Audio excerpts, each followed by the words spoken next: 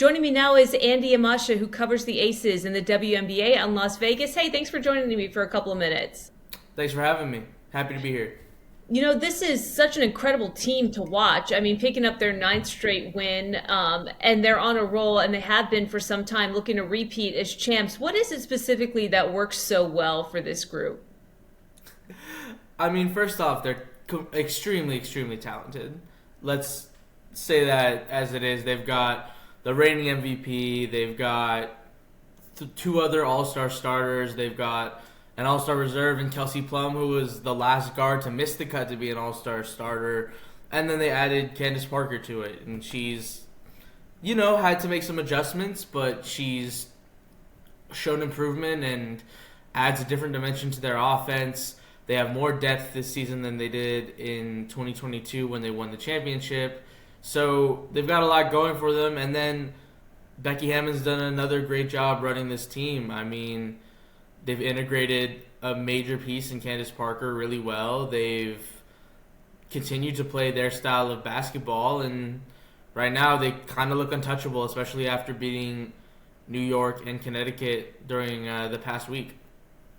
I know a lot of people were looking towards that Liberty meeting as a real litmus test for what might be possible because living here in New York where I do, I mean, there's a lot of buzz around Liberty and the stars that they have on that roster, but Las Vegas kind of put that conversation to rest right away. You mentioned Becky. Where do you think her influence is most felt?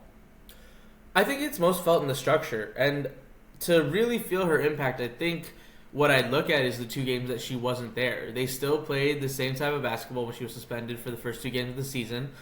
They had the two assistants, Natalie Nakase and Tyler Marsh, coach those games, and yet they were still playing the same brand of basketball. They were still playing within the structure that Becky had imposed, even though she wasn't on the sideline. And I think that, to me, shows how much impact she has on that team and how much buy-in the players have in her, in what she's doing, and in the way that she wants to play. Because, again, it's easy for a team to collapse if that coach isn't there to reinforce all those ideals. But they're in their second season. We talk about New York. I think one of the big advantages the Aces have is that extra season of time together. What New York is going through now, the adjustments they're trying to make, those are the same things that the Aces had to do during the past season.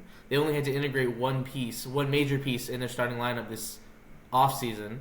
Obviously Alicia Clark can fit in any system, it seems. So you have players who already know how to play within what Becky Hammon wants to do, and I think that all of those things have made the Aces so much more potent this season. I think Becky's talked about that a lot, that in training camp this year, she didn't have to teach as much because the players already knew what they were supposed to do and could help each other along the way. It wasn't just her explaining terminology or which actions to get into or which sets they wanted to run. So I think that's been their big advantage over New York so far this early in this season. I think New York will look better as the season goes on, and I think that's where you see Hammond's influence is just in kind of the big picture and in the way that they play. You mentioned the chemistry and some of the depth, and even when the team is shorthanded, as they were on Wednesday night, they still managed to efficiently get another win. How important, how critical is the depth, not just with a handful of stars that even the casual fan would know about, but just being able to go really deep into the bench, because the season, like you say, is just starting, and it's a long road to get to that next championship. It's interesting. I'm not sure I would still say they have a lot of depth. They're still running, 7-player rotations essentially, and then it'll be 8 when Raquana Williams comes back eventually. So it's not like they're, a team that's going to run through their entire bench. Becky very much has her trusted top 8 and kind of turns to the other players as she needs them. They were shorthanded against Dallas, although I wouldn't say it was an efficient win either. Dallas really made them work for it, to Dallas's credit. I mean, they were trailing by 14 in the first half and trailed by 10 at points in the second half. So Dallas made it tough on them. And, after the game, Becky talked about what they miss about Plum. She's been a much better defender this season for them. She's their secondary playmaker after Chelsea Gray. Sorry. She's their secondary playmaker after Chelsea Gray and does it in a very different way, which complements the way that Gray plays. Hammon usually refers to Gray as an analyzer. She likes to be in the pick and roll. She wants to see the entire court before making a decision and making a pass, whereas Plum has really, really impacted defenses with her ability and her first step to get by her defender, forcing defenses to collapse and then finding a kick out. She says, Chelsea finds them a lot of twos and Kelsey finds them a lot of threes. So they definitely missed her. I think that was one of my bigger takeaways from that game.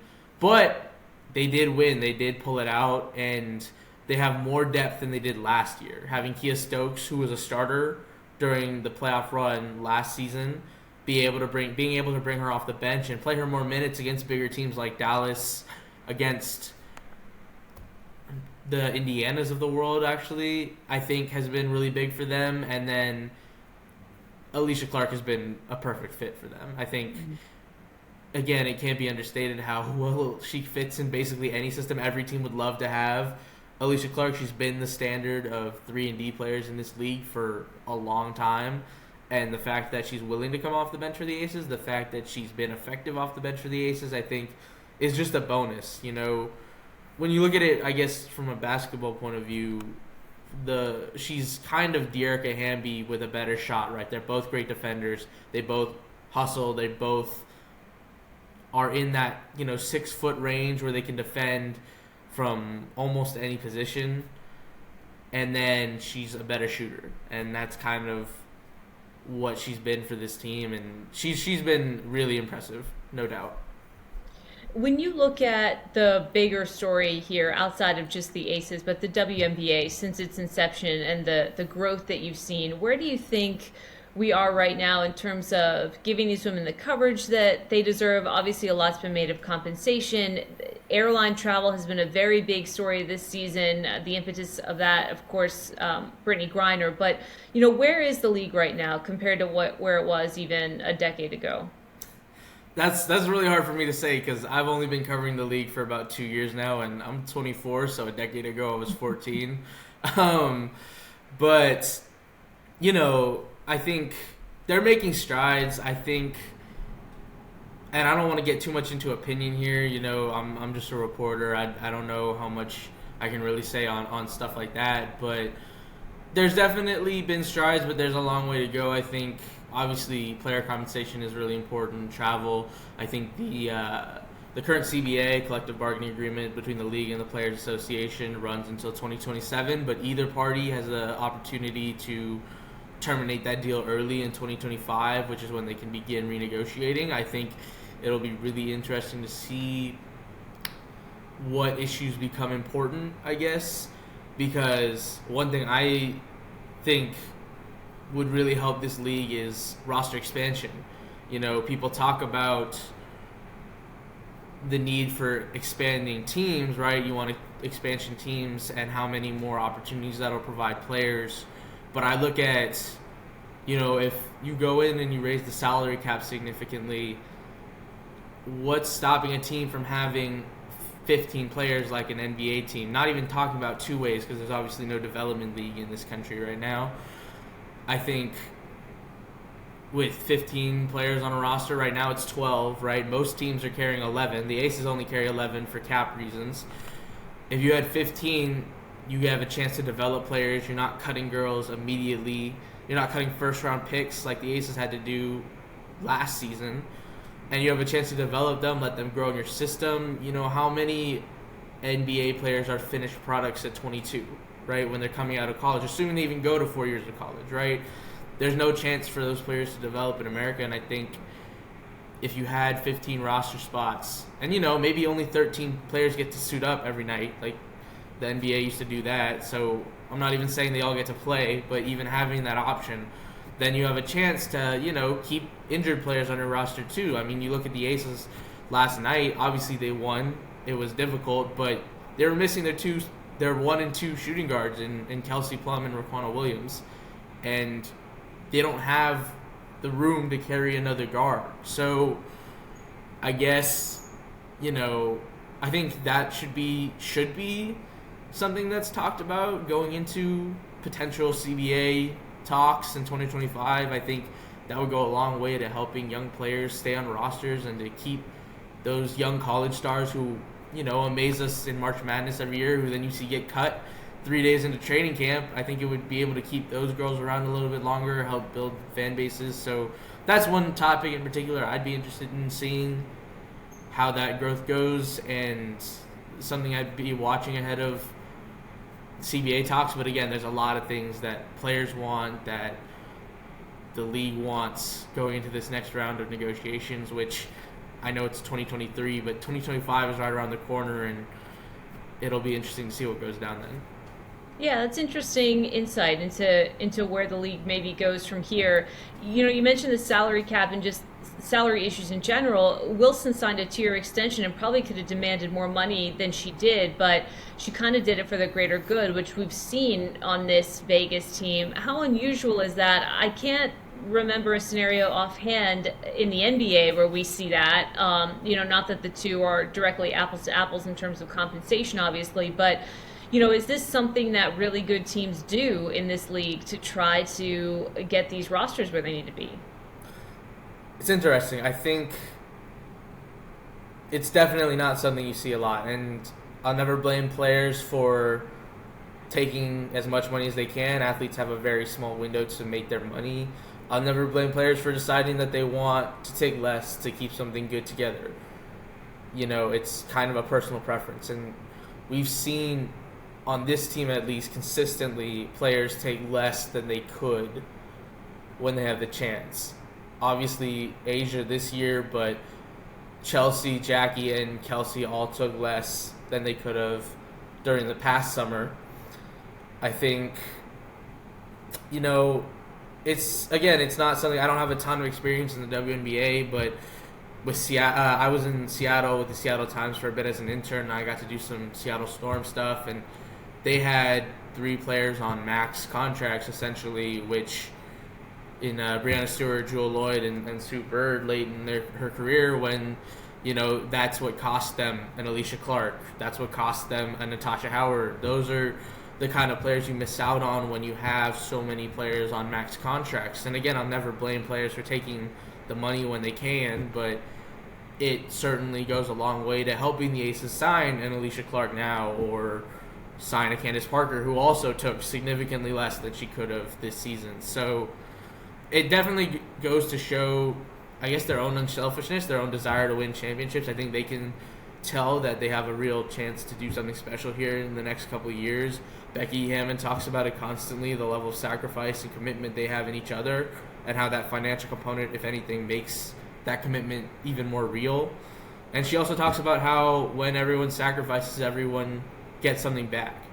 And, we've seen that with their all-star candidacies. We've seen that with their awards at the end of the season. We've seen that with even, Becky getting recognized. Obviously, she won Coach of the Month this month, and Asia won Player of the Month, Western Conference Player of the Month. So we've seen them, again, that's buy-in. That's commitment to what they're doing. And, I mean, it certainly helps the Aces out in terms of staying under the cap. But, yeah, it's kind of an impressive sacrifice. You don't see that a lot in sports. Is there any reason to think, Andy, that they aren't primed for another championship? I mean, are there any potentially troublesome weaknesses in the rotation that you can even see? I mean, and I hate to put this out in the universe, but I think the only thing right now that I would say would keep them from winning another championship is an injury. Obviously, only 12 players on the roster. We saw it a little bit with Plum out, right? In theory, if you distribute the talent, the Aces can't accumulate a Plum, Young, Gray, the core 4, right? Wilson group. But, each of them plays a really important role. If one of them went down, maybe they still make the finals, but I don't know if they win. I'd say that's the biggest barrier to a potential repeat, I guess. But, I mean, Becky Hammon, I'm sure, has a list of things why they wouldn't be repeat champions. She's very good at keeping that kind of edge and that approach. But to me, that's the only thing right now. They're playing at such a high level. Again, we saw them against the two top teams in the East in New York and Connecticut. And Connecticut obviously is missing a huge piece of Brianna Jones. So as long as the Aces can stay healthy, I have a hard time seeing what would potentially stop them from winning another championship. And what have they meant to Las Vegas? Las Vegas is interesting. It's become a premier destination for a number of professional sports franchises. And with the Golden Knights doing what they've done, and with the Aces doing what they've done, it seems like this is a place where fandom is starting to really become cemented. I mean, what do they mean to Las Vegas, and has the community really embraced them? I definitely say the community has embraced them. I mean, they sold out against Dallas last night, 10,177 fans, and it was a random Wednesday in July. I guess it was technically like kind of a 4th of July salute to service game, but even still, like, that's kind of impressive to me. I think Vegas has definitely embraced them. You saw the parade. They didn't know how many people were going to turn out to that, and it was pretty packed. They also won. It's the first professional major league championship in Las Vegas, right? And Vegas likes a winner. I think if anything, that's kind of what we've seen. Vegas likes a winner, and even more than that, I think like Vegas locals want something that feels like it's theirs, right? So much of the stuff that's built here is built for tourists, is built for people visiting the city. That one of the things that the Knights did really well is they've ingrained themselves in the community really well. They're very proud that they're Vegas born. That was their big catchphrase. They were an expansion team. They didn't have history somewhere else. And while the Aces aren't that, right? The Aces have history in San Antonio and Utah. Even though they're one of the original 8 franchises in the WNBA, they didn't have this huge history of success in those places. They were okay. They never won a title. Obviously, Becky Hammon did a lot for the franchise in San Antonio as a player, but couldn't get over that hump and kind of establish them as a championship winning franchise. And then they come here and they win a championship in the first 5 or 6 seasons. Goes a long way to kind of creating a fan base in the community. And obviously there are a lot of teams out here competing for attention right now. I think we've seen with some other teams that just being here isn't enough, I guess. And so the Aces, I think they're 3rd in attendance this year. They're competing with Phoenix and Seattle, who have bigger arenas and have more traditional fan bases. So I think there's definitely been forward progress, and the game that I'm actually really interested in is the last game of the season against Phoenix. They're going to play in T-Mobile Arena instead of Michelob Ultra Arena. T-Mobile obviously is where the Knights play, has a much larger capacity, I think around 18,000, and it'll be really interesting to see how much they can draw and whether that becomes an option for them moving forward. I believe that their contract at Michelob expires after next season, and then they have a 2-year option after that to extend there. But if they can start drawing over 10,000 fans a game, maybe T-Mobile becomes a really appealing option for them, and they decide to move to a bigger arena, which the Michelob Ultra Arena has a great environment right now. It's really packed every game, which is fun, but if they could move to the kind of facility that T-Mobile is, that would also be really cool for them. So I mean, so basically, long way to answer your question. They've done a really good job ingraining themselves here in Las Vegas, and they're definitely seems like they're building something permanent going forward. Yeah, and outside of where they're ultimately going to end up playing, do you see them as creating a dynasty right now? I mean, is this a window that has just opened that could potentially expand into not just another championship this year, but maybe in the years beyond that? Certainly. I mean, they have the core 4 locked down through this season and next season. I wouldn't be surprised if they all sign extensions into 2025 because I think everyone wants to be a free agent after that season, again, with potential CBA renegotiations. No one wants to be stuck on a contract negotiated with a certain salary cap, only see it jump, and all of a sudden you're getting pennies on the dollar. So I think I could see them all extending until through 2025. Don't know what happens after that, but I mean, it's hard to say no, I guess. They definitely have a good window. They have their players tied down. Obviously, Becky got some looks from the NBA this season. I would assume going forward she'll get looks again next season. So it might depend on whether she sticks around, but then, again, they've all bought into her system. They all bought into her structure. They play that way even when she's not on the sidelines. Maybe that's been her impact. Maybe if she leaves for an NBA job, they're still fine. So I'm hesitant always to use the dynasty word, because in sports, what counts as a dynasty. But if they win this year, certainly looks like they'll be competitive and be near the top again next season, depending on moves around the league and moves that they make. But it's certainly possible.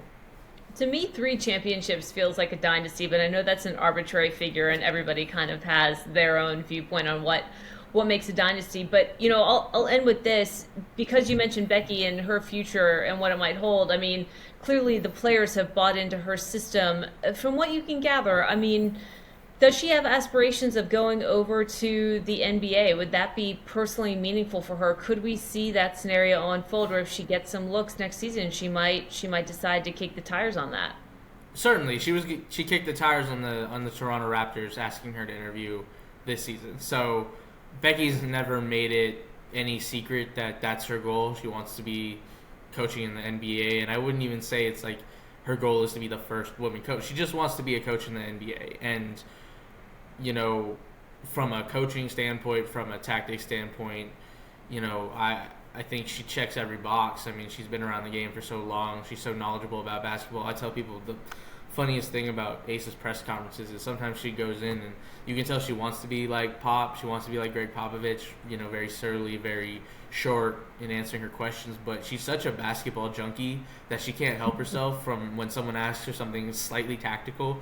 Even if she's trying to be really short, she can't help herself from like going into it and really explaining it and talking about what they asked about. So, I definitely think that's her goal. And honestly, having been around her a little bit for the last 2 seasons, I think it would be a shame if she never got that chance, because I do think she's qualified.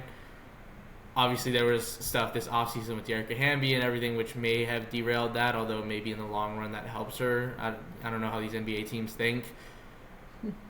But, I mean, I definitely think that's a path. And then I think the interesting thing is we see that there is a path potentially there. James Wade obviously leaving Chicago this season. He left for an assistant job, which is a little different. I think Becky would probably only leave for a head coaching job in the NBA at this point. But that shows that teams are paying attention to what happens in this league, and they're paying attention to coaches that have success in this league. Obviously, James Wade was an extremely successful coach in this league, which can only be a sign for Becky Hammon that again, NBA teams are paying attention. And yeah, the path is there, which Yeah, I was going to say the path is there and the synergy is there, maybe more than it's ever been. So even though there is a long way to go, it seems like they've made some really important strides this season. Andy, thanks so much for the time. Appreciate it. Good luck the rest of the way. I have a feeling you guys, you might be covering another trophy ceremony out there within the next couple of months. So thanks a lot for being with me.